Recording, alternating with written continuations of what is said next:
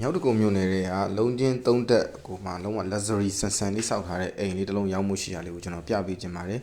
ဒီအိမ်ကမြောက်တကုံမြို့နယ်41ရပ်ကွက်ဦးရီဇာရလမ်းမအယူဒဲပေါက်တဲ့တပင်ရွှေထီးလမ်းကြောကတ်မှာရှိတဲ့အိမ်လေးပါမြေကျယ်ဝန်းက42ပေပြီး60ရှိတယ်ခရံထဲမှာလည်းဒီအကျယ်ဝန်းအတိုင်းပါပဲအိမ်ကျယ်ကတော့36ပေ43ပေရှိတယ်အိမ်ကတော့3တက်ခွဲစောက်ထားတာပါအပေါ်ဆုံးက roof slab နဲ့ပါမြေပိုင်ဆိုင်မှုကလည်းခရံမြေအမိပေါက်ပြီးသားအိမ်ကလည်းအသစ်ဆက်ကလေးဖြစ်ပါတယ်ဒီအိမ်ကခြံထဲမှာကား2စီးရက်လို့ရဖို့အတွက်လည်းနေရာကျယ်ဝန်းကြံပါသေးတယ်။အိမ်ထဲမှာဆိုရင်အင်တာနက်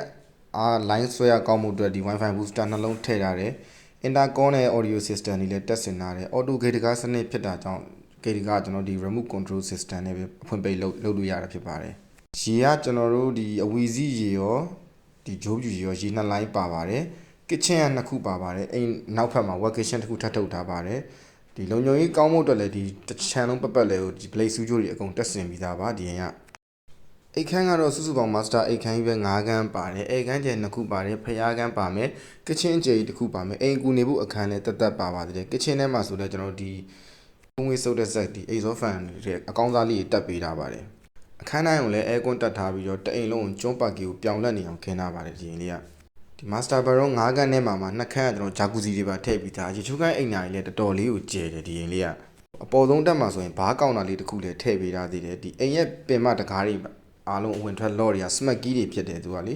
လုံခြုံရေးအတွက်လည်း CCTV ရှစ်လုံးတက်ထားသေးတယ်ဗျဒီအိမ်လေးကတော်တော်လေးကိုကောင်းတဲ့အိမ်လေးပါကျွန်တော်ဗီဒီယိုထဲမှာပြထားတဲ့အတိုင်းလေးပါပဲဒီအိမ်လေးရောင်းမဲ့ဈေးလေးက39,900ခေါ်ထားပါတယ်စိတ်ဝင်စားတဲ့လူတွေရှိရင်ကျွန်တော်ဖုန်းဆက်သွယ်ပြီးလိုက်ကြည့်လို့ရပါတယ်အိမ်ချမ်းမြေလေးရောင်းဖို့ငှားဖို့ရှိရင်ကျွန်တော်ကိုဆက်သွယ်လို့ရပါတယ်အားလုံးကျေးဇူးတင်ပါတယ်